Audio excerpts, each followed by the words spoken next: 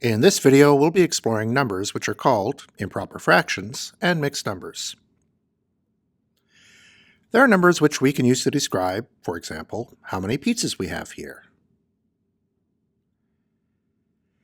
Before we begin, let's take a look at some concepts about fractions that your child learned about before grade 6. Prior to this grade, students only explored fractions between 0 and 1. A very common example is 1/2, which is halfway between 0 and 1. If we divide this interval into 4 equal parts, we can also show 1/4 and 3/4. Because we divide it into fourths, we can also represent 1/2 as 2/4. 1/2 and 2/4 are called equivalent fractions because they represent the same number even though they look different. If we divide the interval into 12 equal parts, there are other fractions between 0 and 1 that we can represent. For example, what do you think these fractions represent?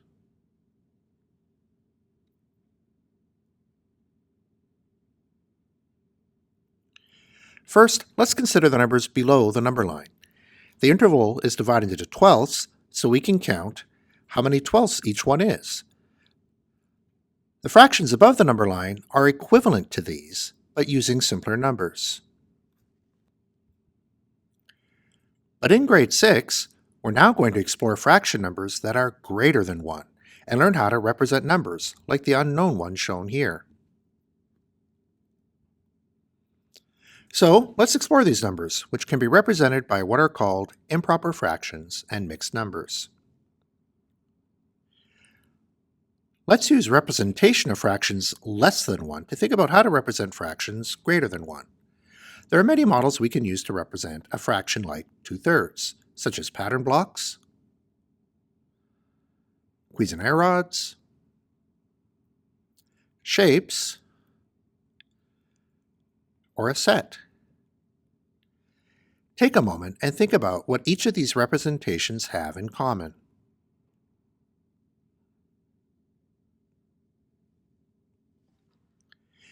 In all of these representations, there is a whole that is divided into 3 equal parts. This is indicated by the bottom number, or denominator, which indicates the size of each part of the whole. The other parts count how many thirds we have. This is what the top number, or numerator, tells us.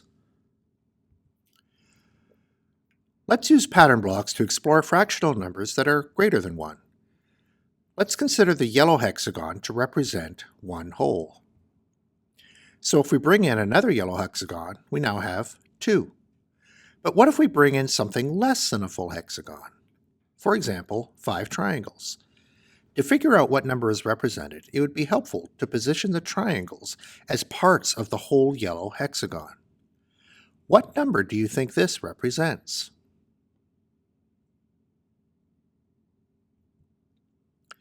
We have 2 whole hexagons, and next we have to consider what the green triangles represent. We can see that the whole hexagon is divided into 6 triangles. We are counting 5 of them, so the fraction is 5/6. We combine these numbers together and write it as 2 and 5/6. This is a combination of a whole number and a fraction, and so it is called a mixed number.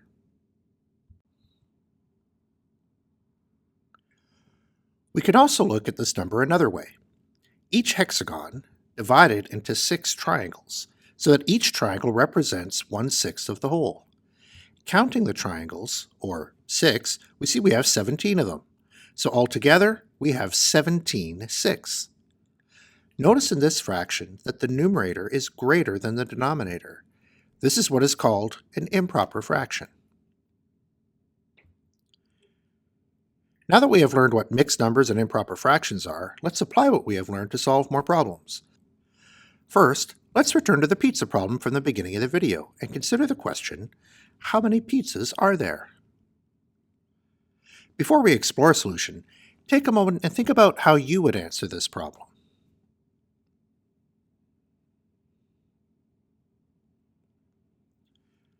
First, there are 2 whole pizzas. Next, we need to consider what the remaining pieces of pizza represent.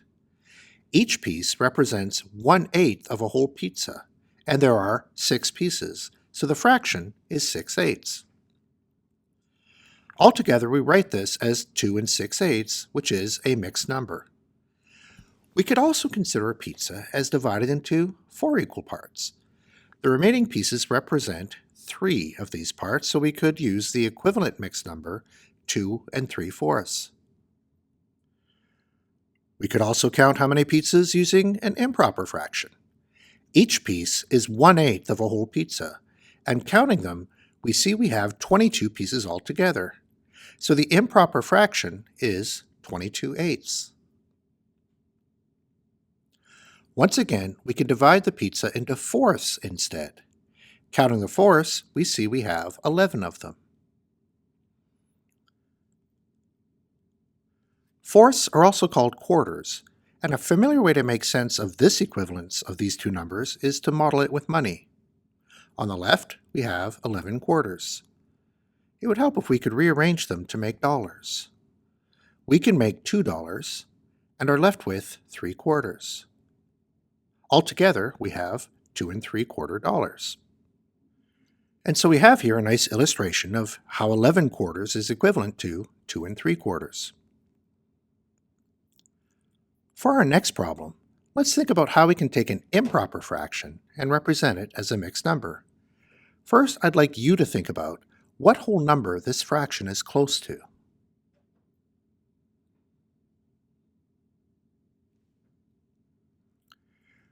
We can use a representation of a whole that is divided into 6 parts. After we have counted 3 of these wholes, we have used up 18 of the 6. We need 5 more to make 23, so altogether we have 3 wholes and 5 sixths. Next, let's think about where we would place this number on a number line. Where do you think it would go?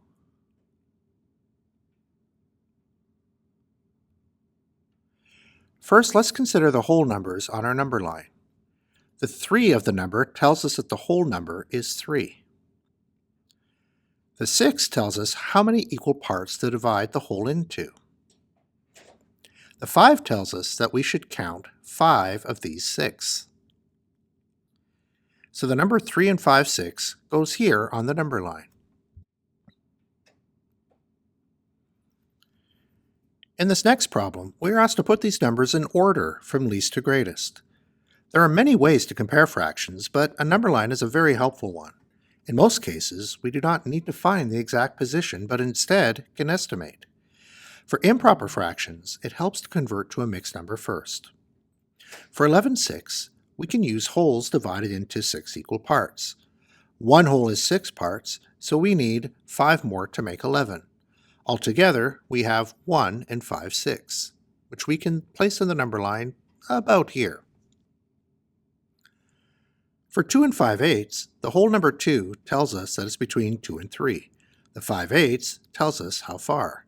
If we think about it, 5/8 is a little more than a half, so we should place our point just past 2 1/2. Finally, for 12/5, let's use a whole divided into 5 equal parts. After 2 wholes, we have counted 10 parts, so we need to count 2 more to make 12. So 12/5 is equal to 2 2/5. But where do we place this on the number line?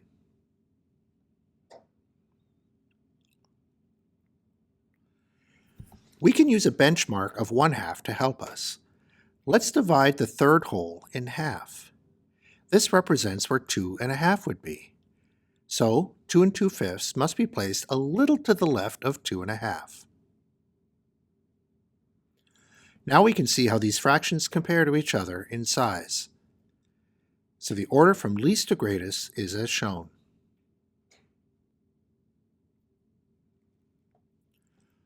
Let's wrap up with a more interesting problem. We see a square made up of various shapes. If the red square has a value of 1, what numerical value could we give to the other shapes? Press pause and try to figure out as many of them as you can.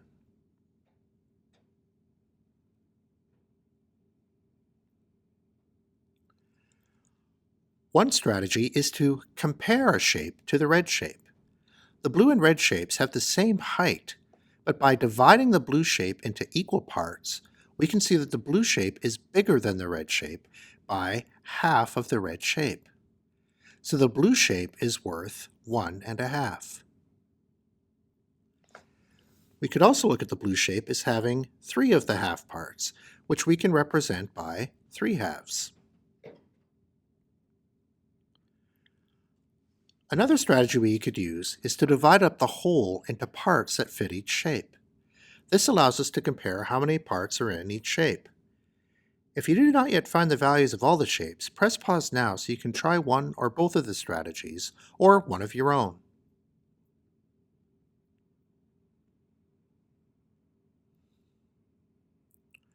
We're not going to solve for the rest of the shapes in this video, but if you would like to check your thinking, here are the answers.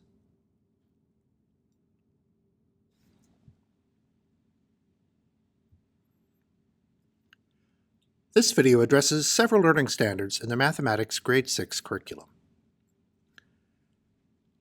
This big idea emerged frequently as we counted parts and wholes throughout the video. In content, we looked at improper fractions and mixed numbers. As your child learns about improper fractions and mixed numbers in their classroom, several curricular competencies may emerge. Using pictorial models of fractions was helpful to be able to understand and to represent these numbers symbolically. Visualizing the fractions helped make these pictorial models make sense. Finally, estimation was useful to convert an improper fraction to a mixed number, as well as to compare numbers. We hope that you found this video valuable in helping you support your child in their learning about improper fractions and mixed numbers. Be sure to check out other titles in this Grade 6 series.